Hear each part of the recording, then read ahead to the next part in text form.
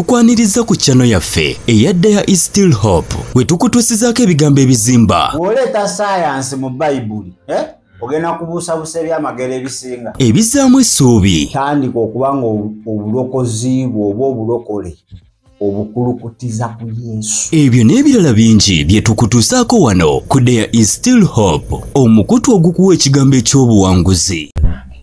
kale oli mulamu mulungi era muliza mulungi omukutu gwa The Is Still Hope tukwagala nnyo yonna gy'osinzira okubanga ate otulabira mukama saavisi eno tugiwonga mu ndagaano y'omusaayi gwo n'abo abagiraba Kristo Yesu omwana akatono tusabidde amin boza ku bantu balamuzizaako mwenamwe n'abeekumira ku mukutu gwa The Is Still Hope The Is Still Hope to Testimony TV Tishi TV okola ky'amaanyi nnyo Africa for Jesus omukutu mupya gwaffe wabula njagala okumujjukizayo ekintu kimu anyonyinga ekiraasi eyabegayiriza bino byonna bye twogerako kasitona ogatta ku kiraasi wano tuyita kungu kati eri tulima netujjayo n'akalandira oluba lumbugu netulukuulayo netulukoonako ettaka netulwokya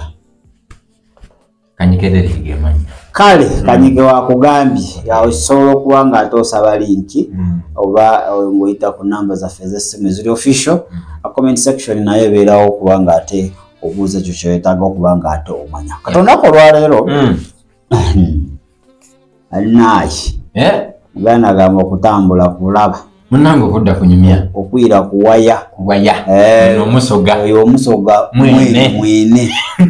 omuyise mena ate omuyise ngeye omuyise igaga akati terogerawo mu kanisa ez'enjawulo oluusi eziweereza zimanyi zisizunga nnyo okimanyi bukyanzija mu jjinja nakasabirako mu kanisa 3 zokka bukyanzija mu jjinja naweekuumi nnyo zeŋŋamba nti kakati zino neŋŋendayo nensaba zino enzirayo ogwokubiri niweyongeza ziri 3 zisizunga naayo mukyaki tetombuuza era nze nakitegedde bayo omuliro guyinza okuggwaho ku kamera kakati naye sina mukyaki mwokka ku mikutu egy'enjawulo social media okusaba oluusi you attend naye banaye ensaba gye tusabamu abalokole yenyamiza eri ensaba tuwandiika ku mazzi tetuwandika ku lupapula awo omanyi okwatuwandika ku mazzi omalawo emyaka nga tolako kyowandika tulina ensaba simanyi oba yavaawa oba bani abagituyigiriza ninaffe twerabirawo nga tukopya nga tugisabye omanyi ekizibu ekirimazeewo ekkanisa copy and paste tetulina budde bulinyekereza copy and paste emekesa ekkanisa negimalawo mpulira kakati okusaba gwe gumu ku musingi ogw'omukkiriza kituufu nnyo naye okusaba tulina okuba nga tuluŋŋamiziddwa omwoyo wa Katonda kiva Pawulo agamba mu Baluumi 8 tetumanyi kusaba nga wekigwanidde wekiri naye omutukuvu abeerawo ng'asinda ku lwaffe kyegede so teri muntu asobola kugamba nze okusaba manyi fomula entuufu kati ebiba kuleyawolya kuleyawolya era Mukama yakulembera era Mukama atakukulembedde oba oli mukola voko oba oli mukola ddoboozi okubira baneiba kerere pulira kakati okusaba kuno ennaku eno okukyusa ennyo tubamanyi nti osaba n'owogana nnyo awo sitaani oba omumazi that's the problem mpulira ate osaba mpola nga naali mu nnyumba tawulira zitaali tosaba mukuba naawe wootyo oba omuweeseeko bweweese nokuba ebisenge awulire baneiba bamaleko otulo bategee nti mulokole waali yatudde dda okitegedde era lwotasuzeewo bagula enkoko ne beeriira ofuuse ekizibu ku mizigo lwakusaba nga ate okusaba tekwali okusaba ku tekulina malako mirembe mulala mpulira tekulina kiva osobola n'okutuula mu ddiiro lyo mu kisenge kyo mu motoka yo mu office yo n'osaba ne kubulwako n'ategeera nti oba oli mu kusaba kulira kati n'ensabe y'okuwogana simanyi gyevudde bulwako mbu tuli baana bwa kubwatuka tutulika butulisi ewe tebagamba ffe tuli baana ba kubwatuka tubwatuka mu mwoyo tetubwatuka mu mubiri wano okubwatuka naye nga mu nsi ey'omwoyo oli ddebe oba omala biseera mba ndi ku budde bwereere oba oli kukola bukozi masavu okusala masavu okitegedde olina ekiwandiikibwa kyofunye nina ekiwandiikibwa kyenfunye kakati ensaba gyenjagala abaganda bange abandaba tutereezeemuko kale ddayo weebuuze ku Mukama oba byosaba bituufu Mukama nyamba mbeerenga Esita ati engeri Esita gye yalina amafuta nange njagala mbeere nago gwe Esita nedda wani zibampita Derek akati amafuta g'Esita ogagazaaki oli Esita kyakulabirako yali example olina kulabirako n'ofunamu ekyokuyiga n'ogenda omwoyo omutukuvu n'akulungamya gwe togenda kukola bya kabaka kigogenda ofumbira tugeze tukangeze oli muwala Luthi owebuso gaba olede bamuwasayira oli yali kabaka balwa bagenda kutuza n'abaala bameka kwa Luthi bamuleeta n'ekiganga nibamukolako zimeka ki nagenda nayita maaso ga kabaka n'amupuliizira okitegeera Luthi yakuzibwa bukuzibwani ono Mordokaayi yali Mordokaayi awa ankowe yamukuza bukuza kakati Luthi kyeyakola kyali kikye nga ye Luthi nga ye omuntu era Mukama kyeyamusobozesa okukola n'afuuka ekyokulabirako gye tuli okitegedde kakati naawe gwe oli gwe Deriki nze obusobozi bwo Katonda yabuteekamu gwe lwaki teyakwata obusobozi bwa Dawudi n'abuwa gwe kituufu wano ku nsi buli omu alina ekigera Mukama kyeyamupimira mpulira tasobola kukuwa kisukka obusobozi bwo alina kumpa ekinjijaamu ekikujjaamu kakati gweyagala osabenga Mukama akufuula ne Eriya yayita omuliro Jezeberi agenda kufubutula ddi yanaavaawa saawa eno kasana Jezeberi ali spiritual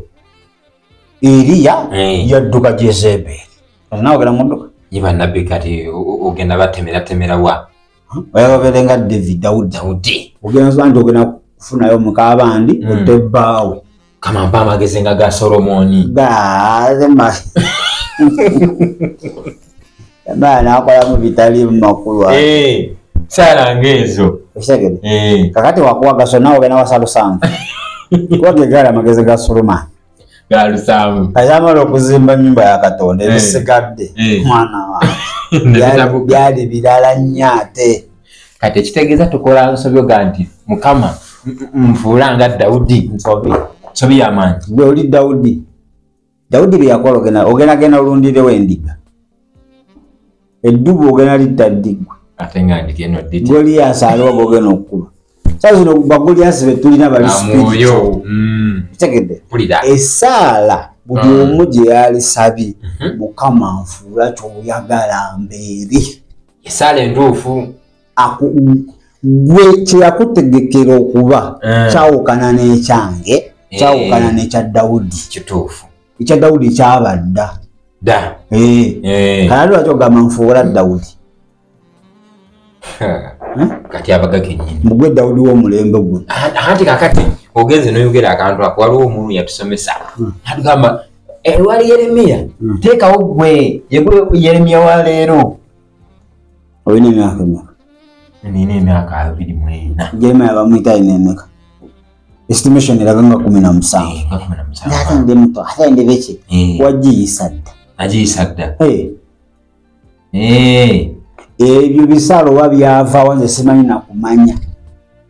mukama njaga mbere nga musumba wange tumanga abulira enjiri omanje yava omanyi je yayita okutuuka omanyi naye byamutegula gutuuka owali sibimanyi osobiyitamu sibimanyi kati katonanza okuba nga mu destiny yo yakupulaninga ng'ogenda kubeera ate n'okusinga musumba wo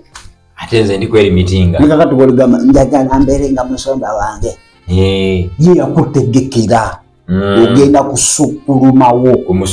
musumbawo tafulumangako ggwanga ogenda fuluma ate gwe mukama mu kutegeka kwe ogenda genda mu nsi endala owulire enjiri kakati mukama njagala mbe nga musumba wange ogenda sigala awo ate waliwo wana batugamba ani agalo abena amagenda nga agange kyangu wano okusabire abago sigagala njagala gange sekata amagenda go ngagazaki gago omukisa gw'omulala gusofuko aneta gw'olina amagenda go wabula ŋŋamba bannaye ani mumwe ayagala nnimirire naye abotole afune amagenda ge nga nze we nafuna agange si byakuŋŋamba nti no ayagala amagenda nga agange ati gwagago manyi gye wayitira okwesiba ku bantu omuntu omulaba kunyola mmotoka omanyi yagira aneta simanyi mukama njagala mbe nga mukyala pasita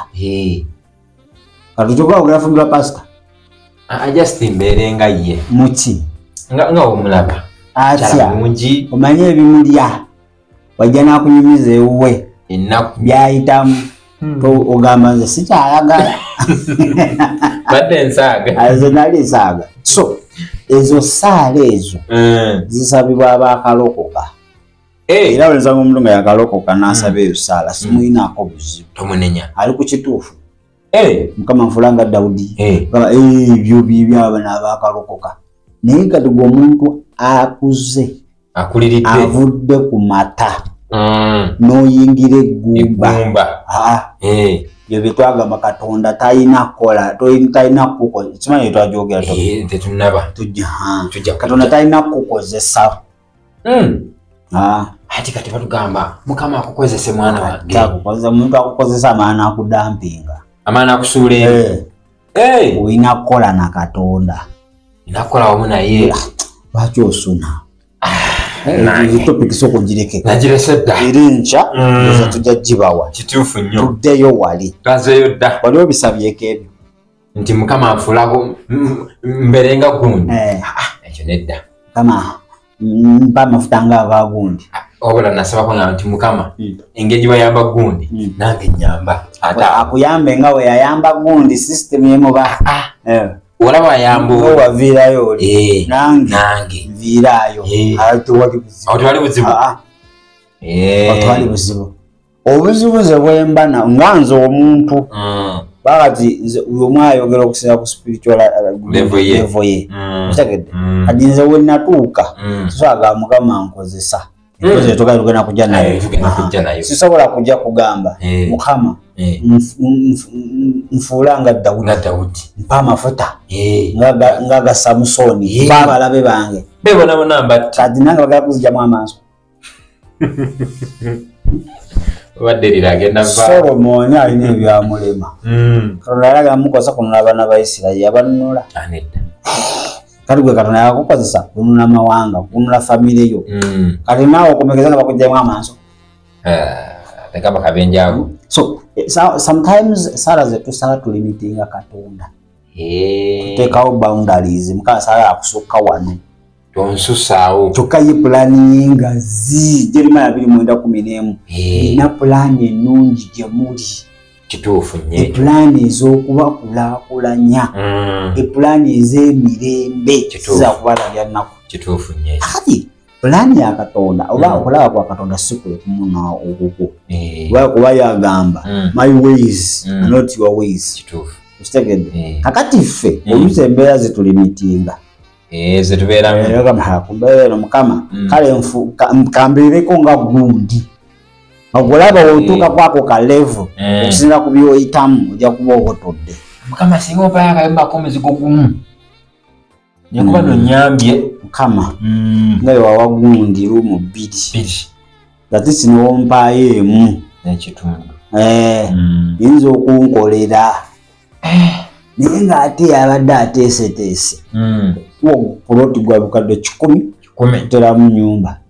Kakati amagezi gonna n'enkola by'oyinza okukolamu okufuna obukadde 10 kati oba bumaze ofiriizinga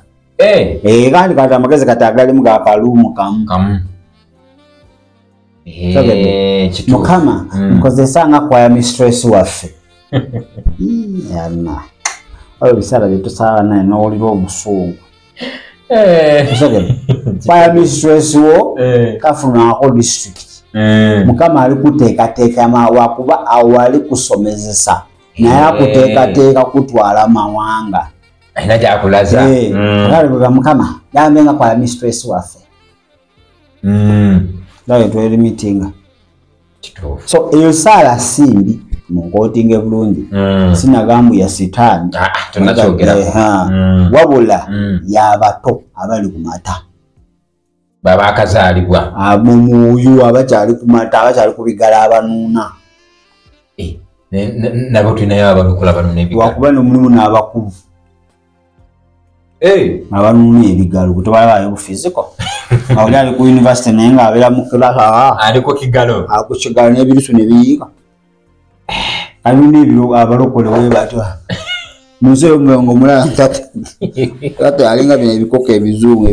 ebikuroira ate ngo biyeeko amazzi akandi esaala sigambye ogi olekera ogisaba webanga levo yo yeekyo wesabire Mukama akufuule nga Dawudi wali buzibu naye webanga gwe levo yo ate olengerera wala akufuule ekyayagala obeere kituufu okitegedde akufuule ki kyayagala yenze mbeere teyategeka mu bulamu bwo pulaani gye yali alina egyo gy'aba atuukiriza mu ggwe si bye yatuukiriza mu Dawudi tokyali Dawudi kituufu okitegedde Dawudi kyakulabirako naye tolina kusaba Dawudi bye yasaba naye oyogedde bwotyo esirabangako omuntu asaba saala eno Mukama anfuula nga Yobu sinamulabako oba nfuula nga Kaini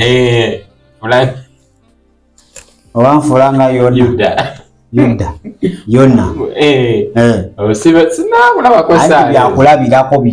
bye baakola ebyokulabirako byabwe ebisobola to inspire you obisabiremu tebirina gye bikutwala kati bali balina bye bakolako ebiyinza okuyamba okitegedde kati nga Dawudi mu Zabbuli eya 5 yenenya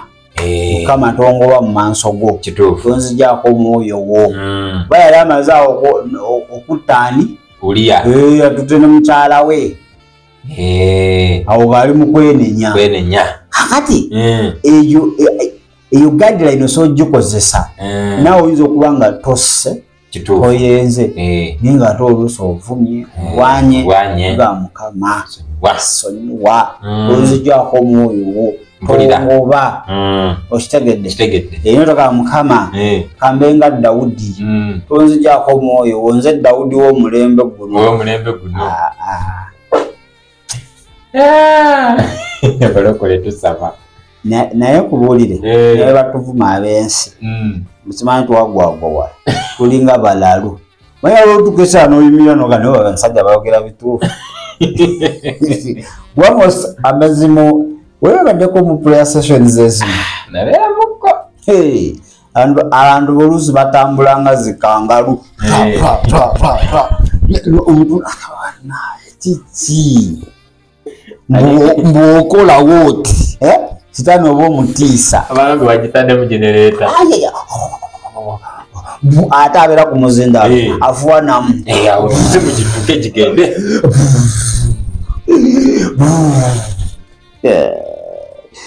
era abali benagamba muli abasiru bawale bawogana batuvuma bategede sitani tadduka lwakuba ofuye nnyo microphone sitani adduka olwekyo kyalabye kiri muggwe kyaddukira kala ate kiri muggwe tokifuna lwakufuwa microphone okifuna lwakwewaayo nakukinoonya mpulira osobola okukola ki ekintu ekyomuwendo omungi bakinoonya kituufu ekintu ekyali kya muwendo omungi nekikubulako tofaayo kati Kristo wa muwendo mungi nnyo gituli olina omunoonya day night and afternoon sibula mubadde balabe balungi nnyo okuva gye twatandikidde bannange kino kikwatagana na ku level ya mwoyo atakitegedde kyamazima tugakitegedde kireke era saba bibyo nga bukoze eki akufule Yakobo akufule Esawu kino kirimu ko level neggumba ngama abanjagalire kale akufule Moses akali ogenda kutaddi omugwe omukweke muki yenyanja Moses yali sitamala ng'oyogera bulungi lebisinga wala tomanya Katonda songa wakola ebyamagero oluzzi lwewaabwe asobola odufuula leedisi kale badde balungi era abawuliza abalungi ab'omukuto gwa Daily Still Hope amazima tubadde twogera n'abantu ku level ez'enjawulo ez'omwoyo bw'oba obudya tonnatuukaawo biveeko ate topic gye tugenda okujja nayo Mukama nkozesa eyo nayo abagamba ebyo bamata naye omuntu atambudde ne Kristo ategedde Kristo yaani amugamba Mukama njagala kukola naawe Pawulo kye yagamba we co-workers wamu naye Katonda teyakuyita kukukozesa kukusuula yakuyita mutuule wamu omufugireko wano ku nsi oli ambasada weggulu afuga kuyita muggwe kati ogamba Mukama nkozesa kale baakazi olunaku olungi mbeere bulungi ate era mweraba. Ekyo kye kibadde ekigambo ky'olunaku lwaleero ku channel yaffe eya There is Still Hope. Okusabirwa okumanya ebisingawo n'okuwanirira omulimu gwa Mukama osobola okuyita ku namba zaffe okuli eya 0752 34 14 47 oba ku 0761 08 83 15. Osobola n'okutufuna ku email tv74@gmail.com.